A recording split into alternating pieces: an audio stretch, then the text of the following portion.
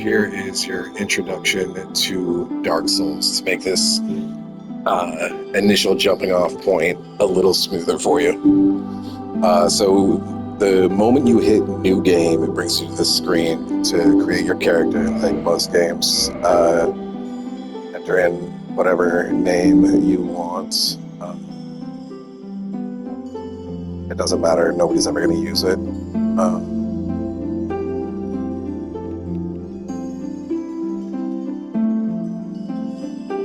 It's just for your save file.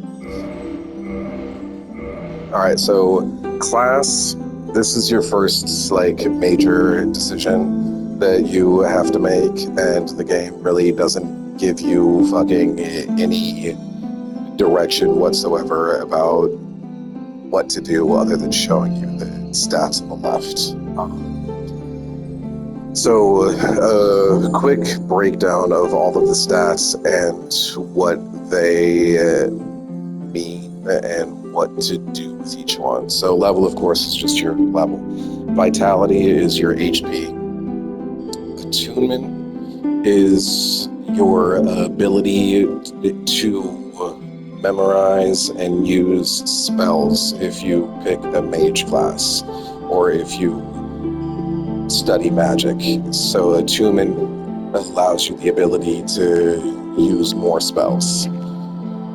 Endurance is going to be your equipment load and your stamina.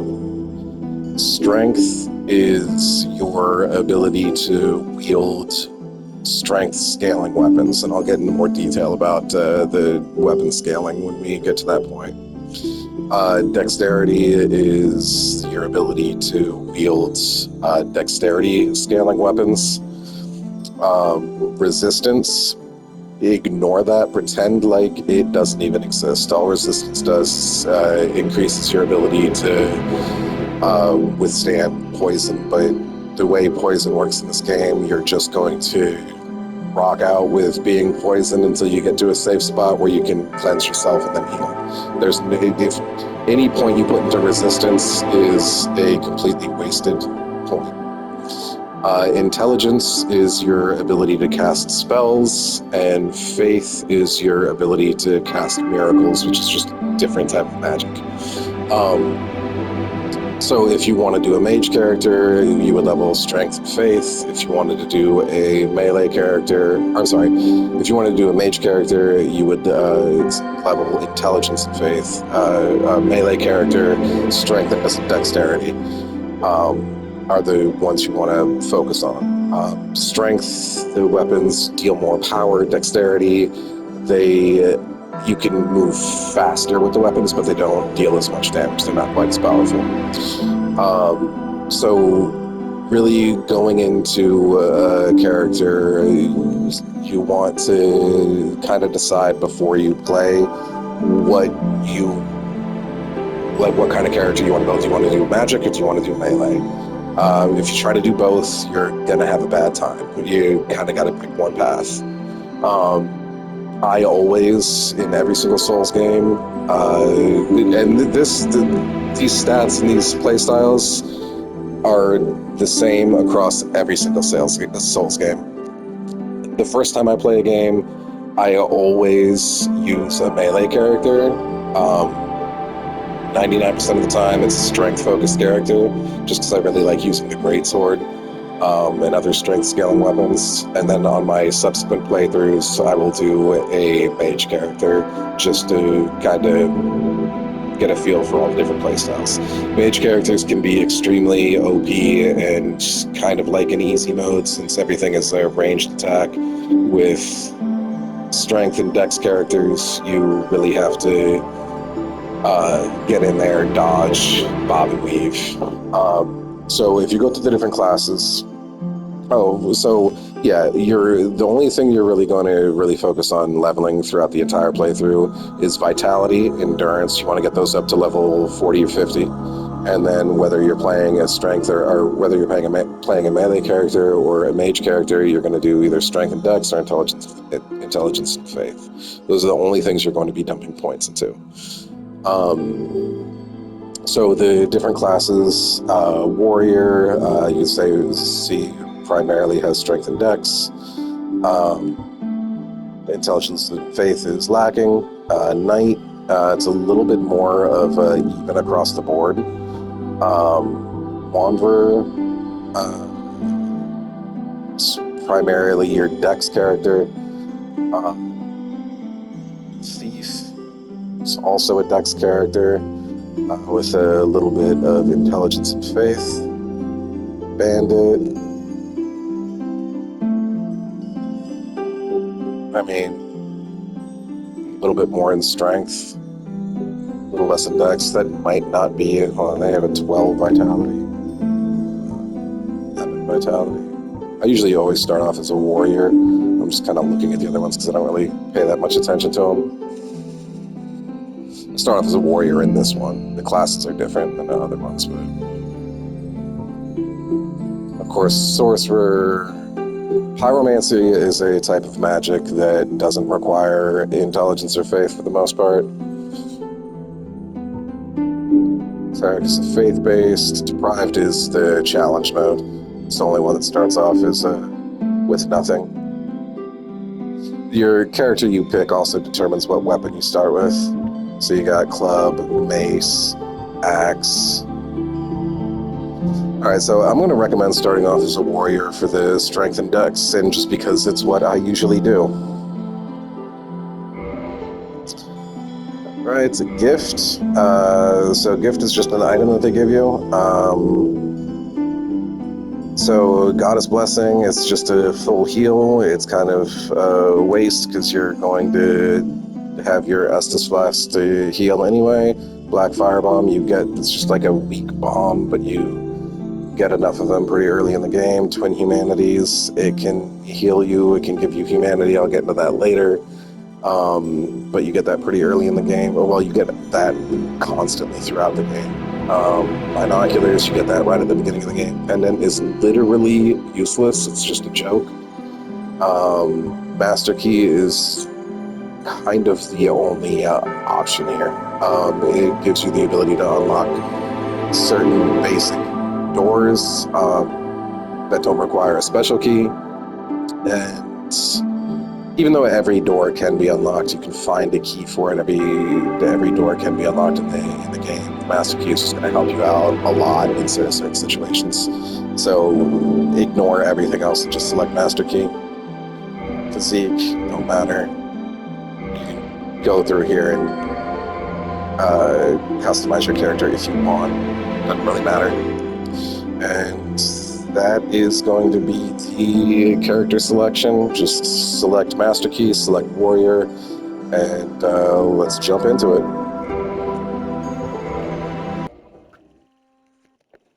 I'm skipping over all the cutscenes because you can experience those for yourself.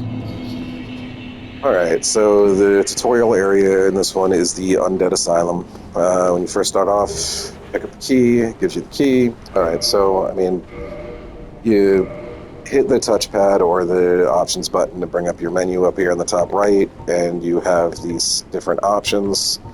You have your inventory of items, weapons, your player status, and then just game options. And of course you can switch those, whatever. But items is broken down into subcategories, so you have, it's like healing items. You don't know what that is yet. Keys, these are your spells, your equipment, your arrows and bolts, your armor, your rings. And you can go through and see what everything is, and when you go through these things, you can hit square on a particular item to read its item description. That's where a lot of the story and lore is in the game, is reading the item descriptions, and you should read those to kind of get a better understanding of the game. But yeah, that's the menu. So you start off, all these little messages on the ground, they are your little tutorials, like this one here. R is camera controls. R1 is attack. So you have these hollows here. If you want to, you can take them out you're not going to deal much damage to him because you have a broken sword. So what you start off with, it's just to kind of get you familiar with combat. These hollows won't fight back. R2 is your strong attack. R3 is lock on. I'm sure we're going to get that someplace, but when you're locked on with R3. R2 is your strong attack. You see as I'm swinging, my green bar, the stamina bar is going down. Once it goes down, you have to wait for it to recharge before you can swing again. Circle is sprint.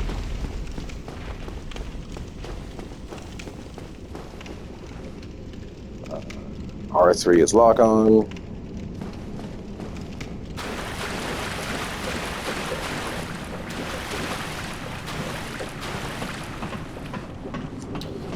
Pro tip, I don't think they tell you, in order to go down ladders fast, you hold circle. You can't hold down, you just hold circle. And it'll make you go down the ladder, slide down it.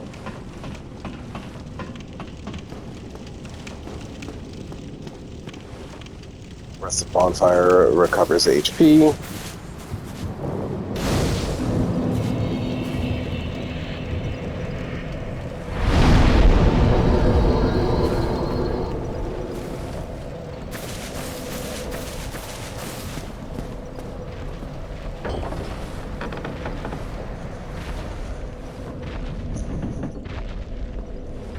Alright, and this is the first Welcome to Dark Souls moment.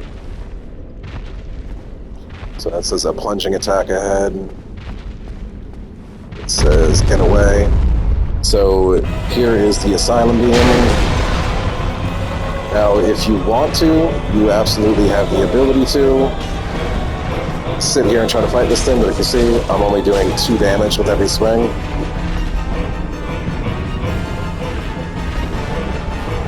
So you can absolutely win this fight. It will just take forever.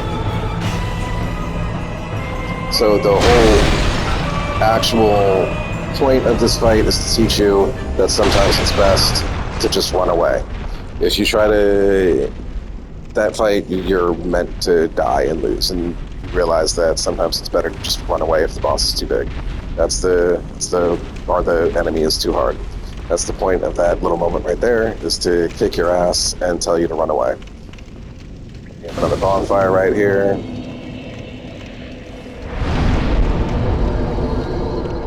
Restore my HP. Get your shield. So you immediately start off. So you got a shield. It tells you to open the menu. Arms icon, change equipment. L1 with left shield equipped to guard. So you go ahead and bring up your equipment, you go down here to shields, select it, and equip your shield.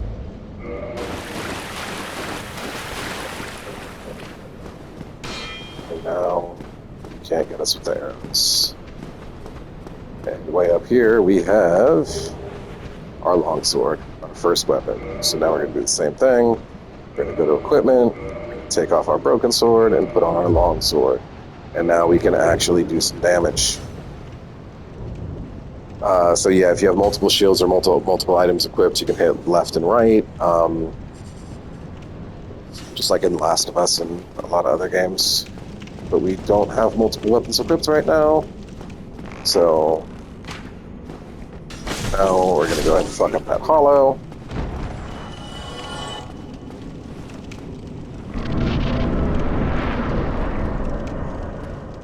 Go through the fog door. Circle backstep. So, and L2. So yeah, if you just hit circle while standing still, you'll backstep, or ultimate attacks. Alright. Now...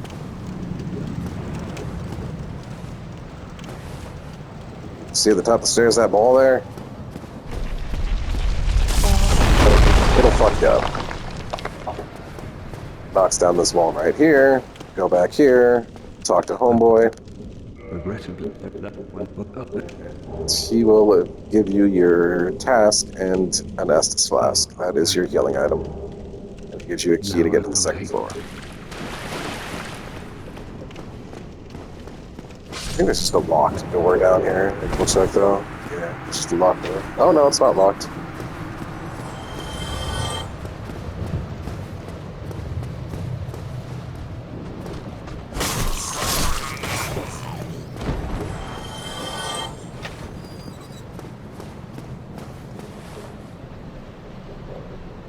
Triangle, wield right weapon two-handed. So yeah, if you hit triangle, you deal that you wield it two-handed, you do more damage, you have a different attacks with it. It deals more damage, but you lose the ability to block. L1 and R1 is kick, L1 are left stick, and R2 is jump attack. So it's something that actually took me a while to learn. You gotta like hit it like at the same time you kick, or hit it at the same time with your jump attack. That is always in every Souls game the strongest attack is the jump attack. That's the strongest attack in every game.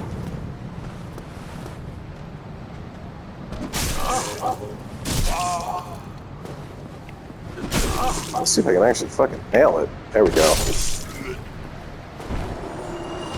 Resting at bonfires revives enemies. Yeah, when you rest at a bonfire, every enemy you kill comes back.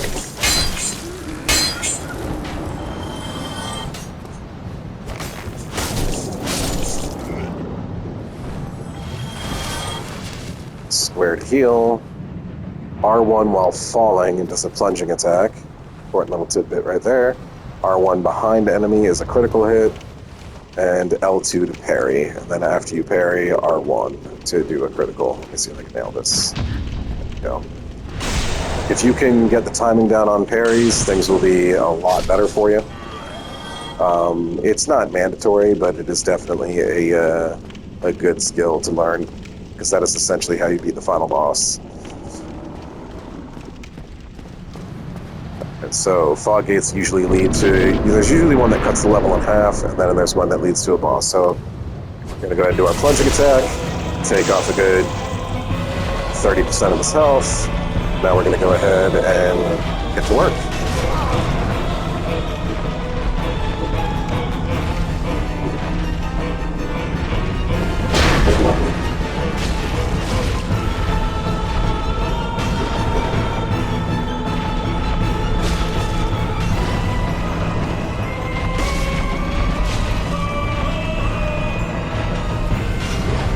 You'll see in this game a lot of the best strategies are to just stay behind, get behind the enemy.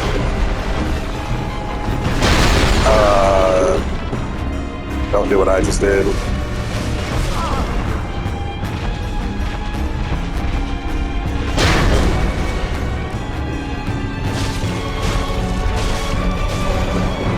I should have only done two attacks there. I got greedy.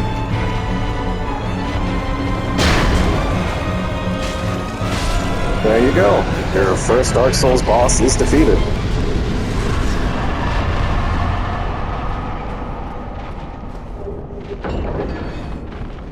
Granted you a humanity.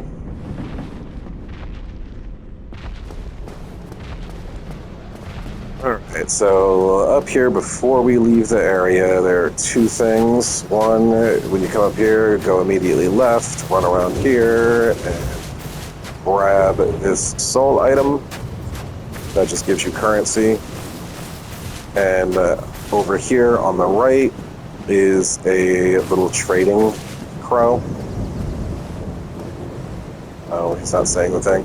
But when you come back here, we'll come back here later, there'll be a little crow that'll be like, give me soft, give me shiny, or something like that. You can trade different items with him to get other stuff. It's, I don't know, you can use it for certain things, but I don't want to tell you exactly what. You don't have to use it. Again, skipping the cutscene. And here we are at Firelink Shrine. Now this here is really where the choices begins. Here is where you will either start to like the game or start to absolutely fucking hate the game. So this here is where I want this introduction to really begin. Like I figured you would get through the tutorial by yourself just fine. I didn't really tell you anything that wasn't written on the ground, or that you wouldn't have learned or experienced yourself. So everything after this is really why I wanted to put this together. So I'm going to go ahead and end this clip because I don't know how long it is at this point, and then we'll pick up right here at Firelink Shrine.